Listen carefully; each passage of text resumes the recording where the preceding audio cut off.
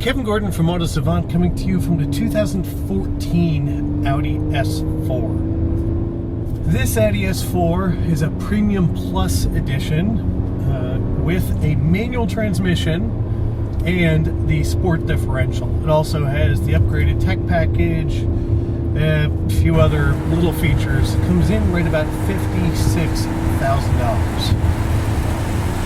In this review, I'm going to spend a lot of time specifically on the manual transmission and the Sport Differential, and there's a good reason for that. So stay tuned to the end, and we will give you the rundown there.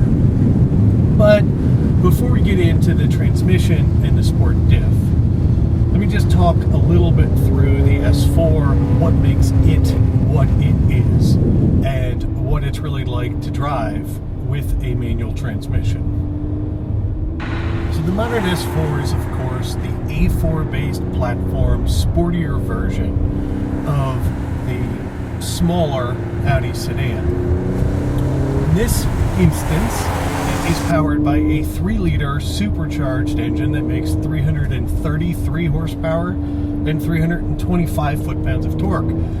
If you look on the fenders, it tells you that it's got a 3.0T, which somehow Audi's managed to translate T into forced induction, because really it's supercharged, not turbocharged.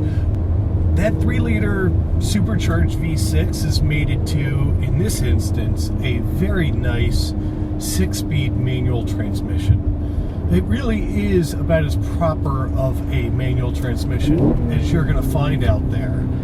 The throws are nowhere near short, but actually they feel kind of good. They feel sort of rally car long in some ways. It's not like they're obnoxiously long. It's just that it's not like they've gone to a fake level of shortness to try to imbibe like some kind of extra sportiness to it. You know, they really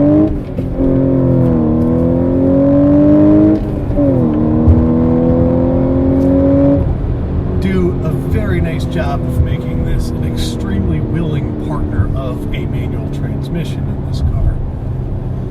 The biggest difference that this car has compared to most of the other ones that may be out there is the fact that it has the full Sport Differential. Now, if you buy the Prestige level S4, you can get the full upgraded Sport Pack, which is variable ratio steering.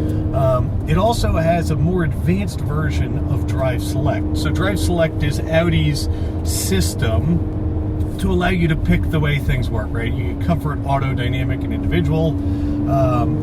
For 2014, the one change is you don't actually even have to get the Sport Diff to be able to get this Drive Select screen. Now, without it, it'd be interesting to know how much is really going on with the car, but it's there, where in the 13 models, you did have to buy the upgraded at least Sport Diff to get it. There's a lot of magic in that Sport rear differential. The Audi platform, even though they mount their engines the correct way, or longitudinally, right? They run this way. So bank of the V in the car sits this way. It's not like they're transversely mounted. They still, in some ways, are front-wheel drive based platforms. And as a result, they have a lot of weight over the front wheels. And sort of the way to determine that, you know, for those of you who know, please forgive me for a moment, is when Audi goes to a non-all-wheel drive platform in this car, it becomes front-wheel drive. Something like BMW goes to a non-all-wheel drive platform, they become rear-wheel drive. So you can sort of tell that even though Audi's putting their engines in like a rear-wheel drive layout, when they rip out the all-wheel drive system, only the front wheels are driving. So you do sort of wind up with a front-wheel drive bias platform. Of course, in the Quattro versions of the S4s, in 2013, they went to a much more advanced center differential, which gave them pretty much a full-time 40 in the front, 60 in the rear torque split between the wheels, making it feel more rear-wheel drive-like, which in general, in most opinions, including mine, is a more pleasant way to have a car feel and respond. It isn't to say that a front-wheel drive-based platform can't be as fast, but from a seat of your pants perspective, a lot of the times it's just not quite as enjoyable or engaging. Well, On top of the upgraded center diff, what this car winds up having is their sport rear differential. And really what it winds up being is one of those torque vectoring, or it has the ability to shift power left and right, rear differentials. And let me tell you, it's a little unnatural if you really get the chance to experience it, but it sure as hell works well. It takes a car that at its constant handling limits can definitely be pushy and completely transforms it into something that is absolutely neutral to something that, if you're really being a lunatic, will sort of cock itself at about 5 degrees of angle and just stay there under constant throttle application. The only place for the normal human to experience that winds up being like a really long, high-speed on-ramp onto the highway. And in those situations, what you find is, as you get into the corner, the moment you go anywhere near the throttle, the car really starts to rotate itself, and it does a very, very nice job about it. I wouldn't say that it's highly artificial. It's just the fact that if you've ever had the chance to drive one without the sport differential, that there's something going on there that isn't there without it. It's a $1,250 adder, and I can tell you that if you have the opportunity in the cars that you're looking at, and you're in this market for a car, it's definitely worth the $1,200. There's no other aftermarket upgrade you could add to one of these cars that gives it quite the sporting potential that $1,250 would.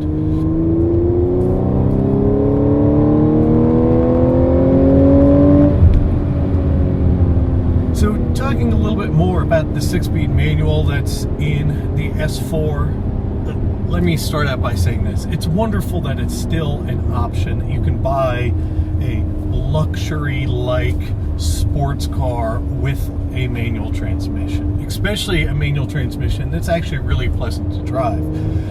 All-wheel drive cars and manuals and clutches can be a little difficult. They can be tricky because, you have to figure out how to manage the fact that you don't want to just be frying your clutch pack while also providing some feel and allowing for hard all-wheel drive launches. And I'm happy to report that Audi has done a pretty commendable job with that in this platform. The clutch uptake is just about where you want it to be.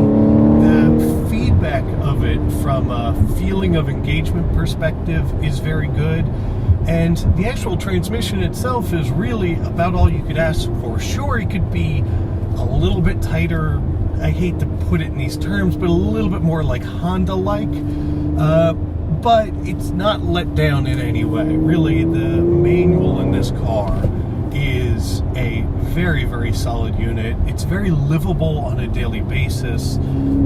If it's something that you still enjoy, the ability to completely control what's going on from a driving perspective yourself, it's really an option that you might want to consider, and one that I'm happy to report, if you like manual transmission cars, I don't think you would be disappointed with after having lived with for more than a couple of months.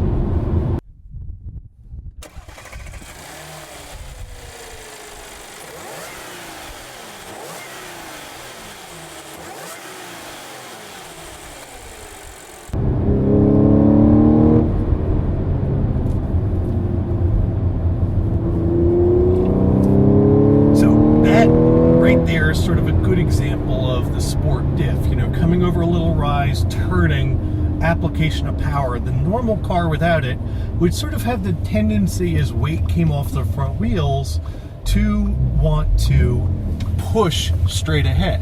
Where in this car, there's definitely power being applied to help it stay turned, and that's really the little bit of difference that it makes, but in a dynamic capability sense, it's a reasonably large one. So there's like 7 minutes about the 2014 Audi S4 without going through another bit of the car.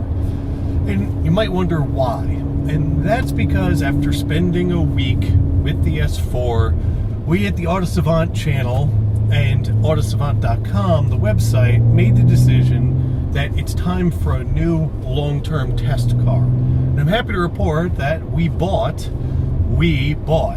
Audi didn't give us nothing else. It's financed, actually not even through the company. It's financed out of my personal banking account. We bought a 2014 Audi S4, which will be bringing you the full, super in-depth review of the car, the platform, what it's like to live with, and hopefully as time progresses, a bit of aftermarket add-ons and performance add-ons.